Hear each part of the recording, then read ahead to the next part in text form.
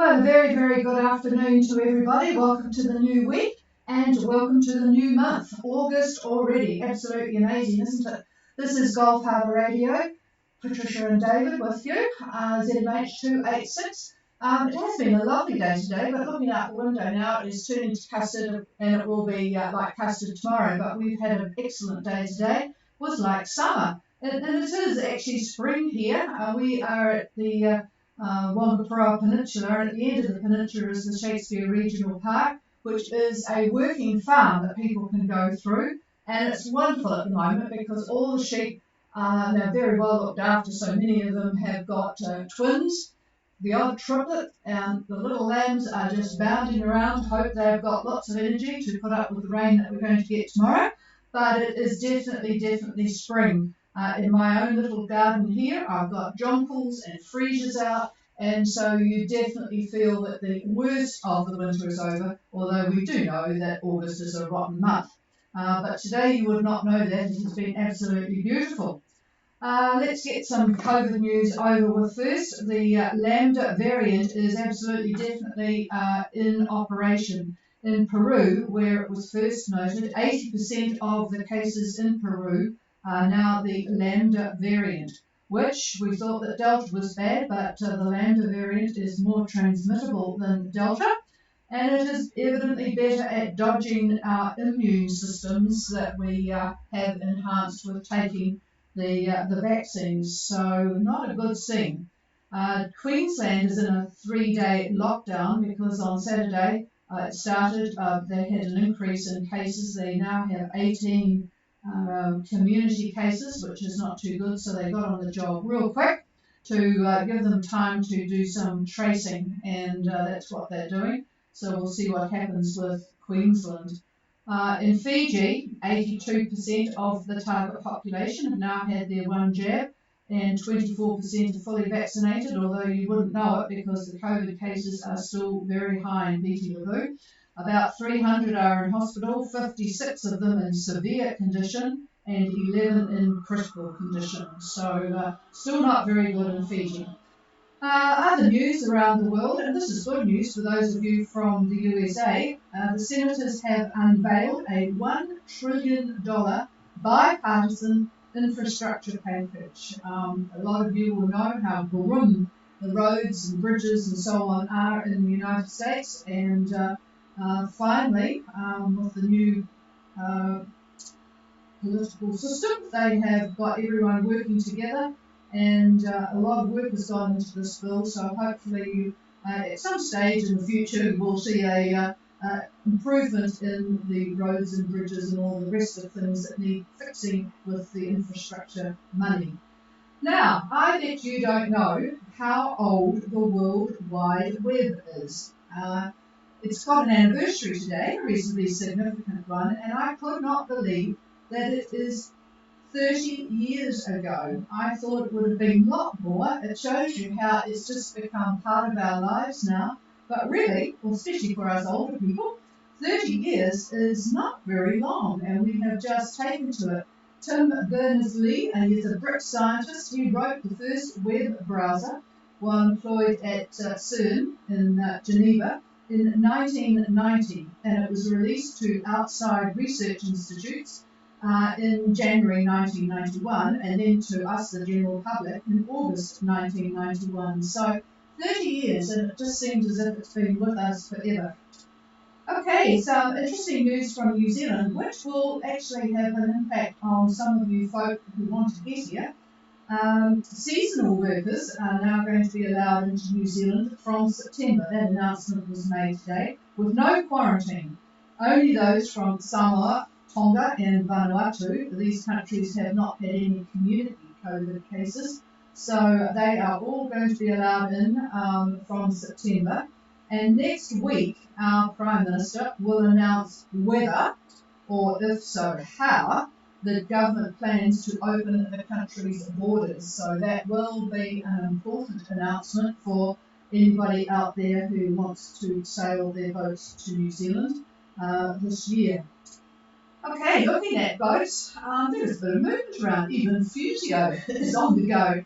Fusio and Coravita are on their way to the southern Lao group by the look of it. They're at 1829 south and 178 east with about 11 knots of southerly. And I see Moondust, good evening to you, Peter, heading around the Bay of Islands and into the rather large group that are in that protective harbour there. I must look up and see what the name of it is. I've forgotten, up in the northern Lao. 12 in this little nook. It's very protected from the winds at the moment. There's 3 in the southern Lao, and a very good evening to Imagination.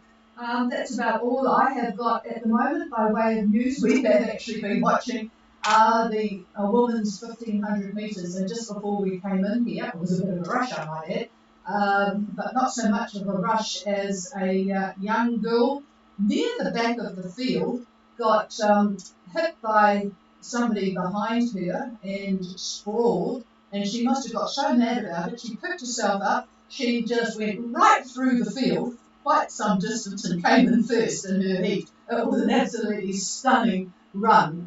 Makes you realise what she could do if she kept that wild up just ordinarily, but it was a rather stunning performance. They're going through the heats. She's from Kenya. Who was the one that hit her?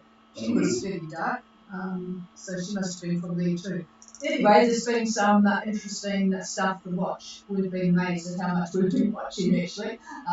It's lovely to see these incredible athletes doing their stuff. And the camaraderie has been amazing at the games. All of the competitors, I guess they all sort of know each other from competing around the world in various events prior to the Olympic Games, but they're all incredibly supportive and friendly towards each other. A bit of terseness when Taiwan played China, and what was it we were watching? The badminton or whatever it was. Yes, as you could expect, but by and large it's been a really, really friendly game. I don't think the Taliban fielded it. No, the Taliban didn't field the team, no. Okay. David had to be dragged in here because he was watching the girls' beach volleyball, but anyway, we'll see what he's got by way of weather. Here he is. No, it's pretty good. Anyway, good afternoon from the good old Gulf Harbor Radio Weather Desk. And I guess up there in Fiji this weekend, hopefully you listen to my weather forecast on Friday. Would be nice to know from some of you folks how close I came to forecasting the winds, particularly in Laos, where most of you seem to be. Oh, they're all protected. Yeah, you're in protected areas, which is very, very smart. For the big picture, by tomorrow, the next high is going to lie nearly dead center in the Tasman Sea. Central pressure, 1022 millibar, so a fairly mellow high, fairly medium in size area-wise, but 1022 millibar in strength. Over New Zealand, though, things don't look so bright with a series of funnel bands, one of which is going to run north 25 south. Then it cuts to the west to Australia, and at that point it connects with a low near Sydney and actually heads south again. Up in Fiji now, I see an active trough running right through the group. It goes on then to Tonga and southeastward from there. It's very obvious on satellite imagery, so you people that are able to get onto the internet and call down the satellite images, you can see what I'm talking about. Now, Fiji Met, this is Fiji Met now talking, they continue with a strong wind warning for Kendavu and Batuira passages, the southern Toro Sea, the southern Lao waters, and southwest Beetaloo waters. A heavy swell warning is also in place for the group, according to them. Expect southerly winds 20 to 25 knots, gusting 30 at times. The further outlook calls for the southerlies to ease about 15 to 20 knots. But for now, expect heavy southwest swells in the open water areas up to 4 meters. So if that's true, you folks need to take care. Those are very big swells for sure. Now, my forecast for the Lao is a little bit different from what Fiji Met's got to say. This is when it's fun listening to them, and then I try to figure out what I think is going to happen. But anyhow, I'm looking at lunch. By lunchtime tomorrow, we should be looking at southwest about 15 knots of wind. That's around lunchtime for the north and the south Lao, I think. By dinner, I see southerlies about 15 knots. Now expect higher winds and gusts. Now remember that satellite imagery that I talked about that are showing the trough. That's still there, but it's cutting right through the southern Laos. So if you're unlucky enough to be under some of these big thunder bumpers, you are going to get some high gusts.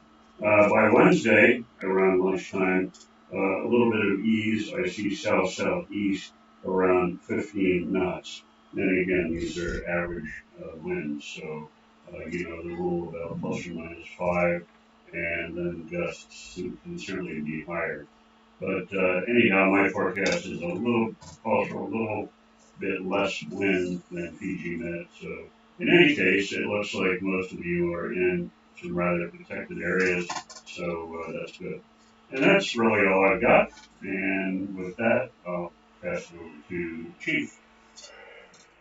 And I was just trying to struggle to find the Fiji Met to find out what that day is. That about a dozen of you are at Vanuatu in the Northern Lao group, but I shall find it later. Is there anybody wanting to say hello? This is Gulf Harbour Radio standing by. Well, good evening to you, Charles. Not a great signal tonight, but it looks like your signal might be captured by quite a few boats that are around you. Good evening, over.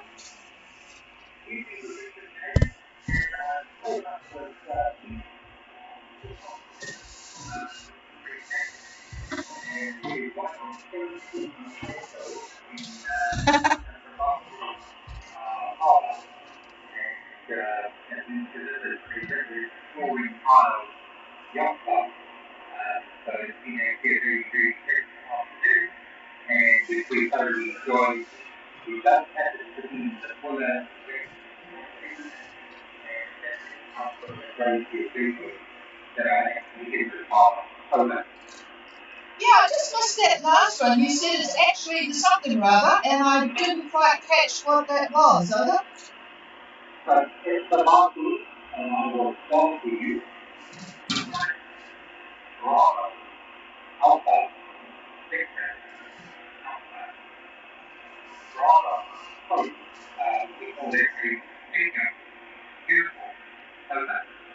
No, I got that. Yes, thank you. David's just found one. It's a really old chart that he's got here.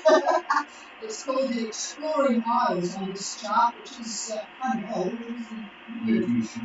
1962 shows you how old that chart is. It's a beautiful looking chart. And it's based on data from 1854. So I think what you'll be looking at is a lot more recent, Charles. Over.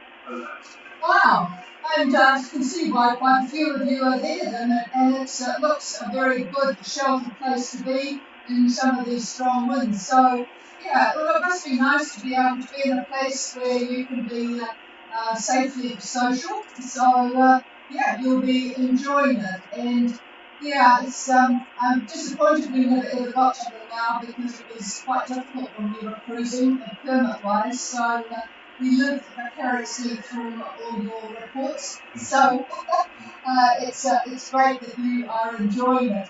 All right. Is there anything else, Charles? Thank you, just enjoying today. So thank you very much. Oh, that's good that it worked out and you were in a good spot up there. It is still quite breezy down the south, There are 3 boats that we can see down there, but obviously we're missing quite a few because you said 17 and I've only got about 15 on my on the AIS here. So yes, there might be a couple more down in the South Group, but it is quite breezy down there. All right. Yes, Dave was just looking up a name that you gave us, and I see Bavatu Harbour. Okay, right in there. There's quite a few boats in there, so just as well it's protected. All right, thank you. Good talking to you. All the crew on the Ringalot, and is there anybody else?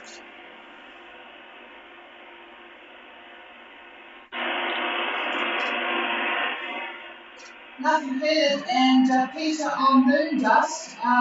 Charles on Ringalot might be a good person to ask about how to program 8752 for transmit on your radio. He's obviously very technically competent. Poor Charles. But anyway, I see that you are headed in that general direction, Peter, on Moondust, so safe arrival. Okay, it doesn't sound as if there's anybody else, and we will go back to watching the Olympics, and we will be back here again tomorrow night. The weather will not be so pleasant tomorrow night.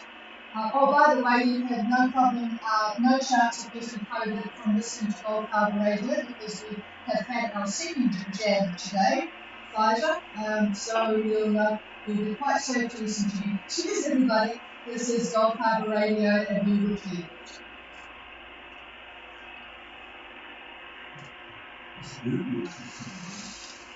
Ambulance? Whereabouts? Yes.